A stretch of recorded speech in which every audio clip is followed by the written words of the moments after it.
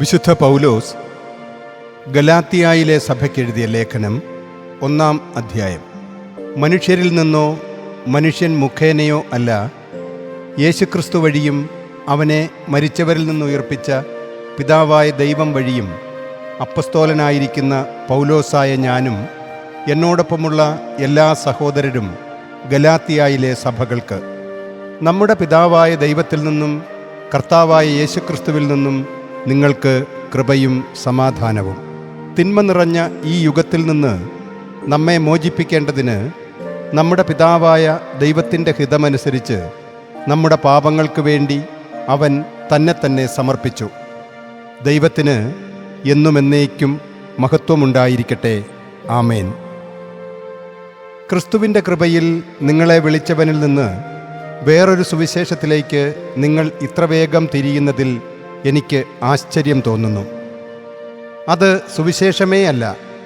നിങ്ങളെ അസ്വസ്ഥരാക്കാനും ക്രിസ്തുവിൻ്റെ സുവിശേഷം വികലമാക്കാനും ആഗ്രഹിക്കുന്ന ചിലരുണ്ട്. എന്നാൽ ഞങ്ങൾ നിങ്ങളോട് പ്രസംഗിച്ചതിൽ നിന്ന് വ്യത്യസ്തമായി ഞങ്ങളോ സ്വർഗത്തിൽ നിന്ന് ഒരു ദൂതൻ തന്നെയോ സുവിശേഷം പ്രസംഗിച്ചാൽ അവൻ ശപിക്കപ്പെട്ടവനാകട്ടെ. ഞങ്ങൾ നേരത്തെ നിങ്ങളോട് പറഞ്ഞ പ്രകാരം തന്നെ വീണ്ടും ഞാൻ പറയുന്നു. നിങ്ങൾ സ്വീകരിച്ചതല്ലാതെ ആരെങ്കിലും നിങ്ങളോട് മറ്റൊരു സുവിശേഷം പ്രസംഗിച്ചാൽ അവൻ ശപിക്കപ്പെട്ടവനാകട്ടെ. ഞാൻ ഇപ്പോൾ ശ്രമിക്കുന്നത് മനുഷ്യരെ ബോധ്യപ്പെടുത്താനാണോ, അതോ ദൈവത്തെയോ? അതോ മനുഷ്യരെ പ്രീണിപ്പിക്കാൻ ഞാൻ യത്നിക്കുകയാണോ? ഞാൻ ഇപ്പോഴും മനുഷ്യരെ പ്രീണിപ്പിക്കുന്നവനായിരുന്നെങ്കിൽ ക്രിസ്തുവിൻ്റെ ദാസനാകുമായിരുന്നില്ല.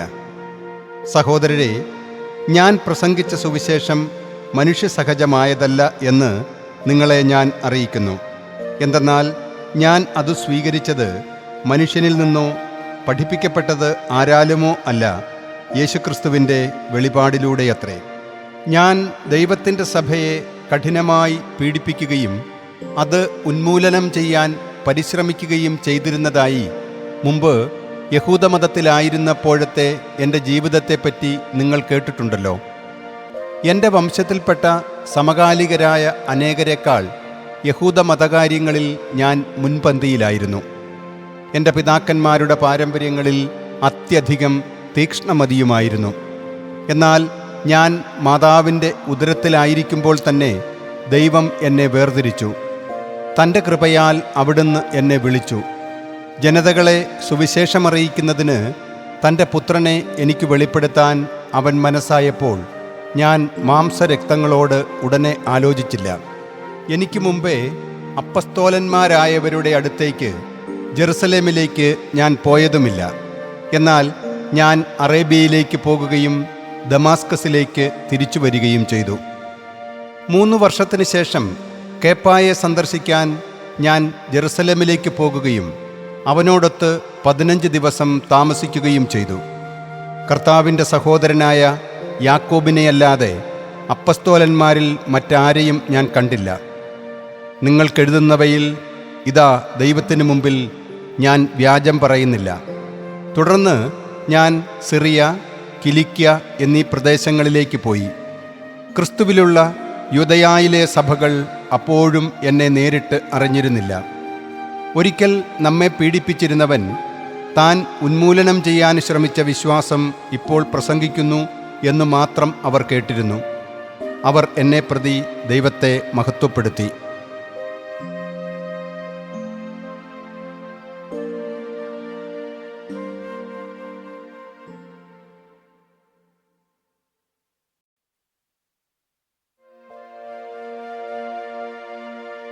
വിശുദ്ധ പൗലോസ് ഗലാത്യയിലെ സഭയ്ക്കെഴുതിയ ലേഖനം 2-ാം അധ്യായം. 14 വർഷത്തിന് ശേഷം തീത്തോസിനെയും കൂട്ടിക്കൊണ്ട് ബർണബാസിനോടുകൂടെ ഞാൻ വീണ്ടും ജെറുസലേമിലേക്ക് പോയി. ഒരു വെളിപാടനുസരിച്ചാണ് ഞാൻ പോയത്. ജനതകളുടെ ഇടയിൽ പ്രഘോഷിച്ച സുവിശേഷം അവർക്ക് മുമ്പിൽ ഞാൻ അവതരിപ്പിക്കുകയും ചെയ്തു, സ്വകാര്യമായി പ്രമാണിമാരുടെ മുമ്പിലും. ഇത് ഞാൻ ഓടിയതും ഓടേണ്ടതും വ്യർത്ഥമാകാതിരിക്കാൻ വേണ്ടിയായിരുന്നു. എന്നാൽ എന്നോടുകൂടെ ഉണ്ടായിരുന്ന ഗ്രീക്കുകാരനായ തീത്തോസ് പോലും പരിച്ഛേദിതനാകാൻ നിർബന്ധിക്കപ്പെട്ടില്ല.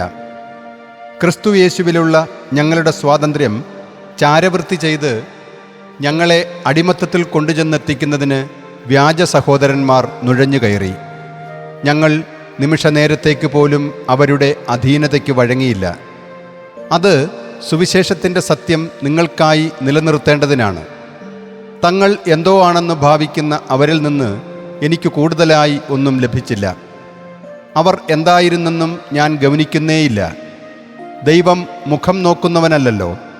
നേരെ മറിച്ച് പരിച്ഛേദിതർക്കുള്ള സുവിശേഷം പത്രോസിന് എന്ന പോലെ അപരിച്ഛേദിതർക്കുള്ള സുവിശേഷം എനിക്ക് ഏൽപ്പിക്കപ്പെട്ടിരിക്കുന്നു എന്ന് അവർ മനസ്സിലാക്കി.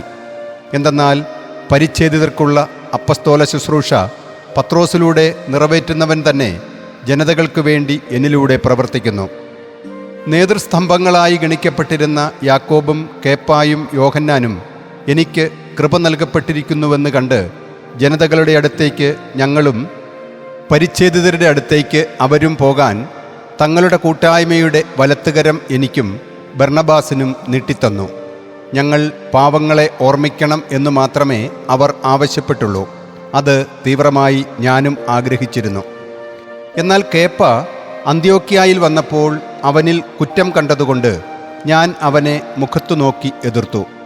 യാക്കോബിൻ്റെ അടുത്തുനിന്ന് ചിലർ വരുന്നതുവരെ അവർ ജനതകളോടൊപ്പം ഇരുന്ന് ഭക്ഷിച്ചിരുന്നു.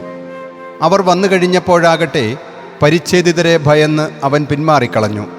അവനോടൊത്ത് ബാക്കി യഹൂദന്മാരും കപടമായി പെരുമാറിയതിനാൽ ബർണബാസ് പോലും വഴിതെറ്റിക്കപ്പെട്ടു. അവർ സുവിശേഷ സത്യമനുസരിച്ച് നേരായി നടക്കുന്നില്ലെന്ന് കണ്ടപ്പോൾ എല്ലാവരുടെയും മുമ്പിൽ വെച്ച് ഞാൻ കേപ്പായോട് പറഞ്ഞു, യഹൂദനായിരിക്കെ നീ യഹൂദനെപ്പോലെയല്ല വിജാതീയനെപ്പോലെയാണ് ജീവിക്കുന്നതെങ്കിൽ യഹൂദരെ പോലെ ജീവിക്കാൻ ജനതകളെ നിർബന്ധിക്കുന്നതിന് നിനക്ക് എങ്ങനെയാണ് സാധിക്കുന്നത്? നാം ജന്മനാ യഹൂദരാണ്, ജനതകളിൽ നിന്നുള്ള പാപികളല്ല.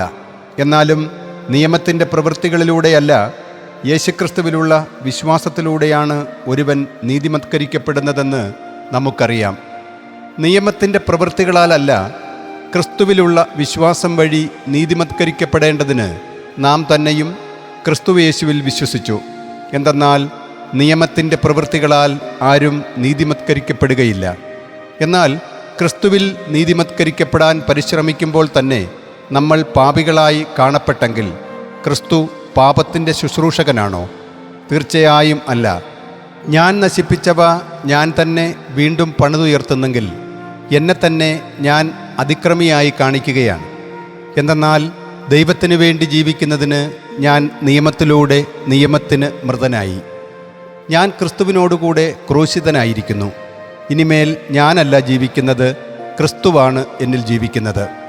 ഞാനിപ്പോൾ ജഡത്തിൽ ജീവിക്കുന്നത് എന്നെ സ്നേഹിക്കുകയും എനിക്ക് വേണ്ടി തന്നെ ബലിയർപ്പിക്കുകയും ചെയ്ത ദൈവപുത്രനുള്ള വിശ്വാസത്തിലത്രേ.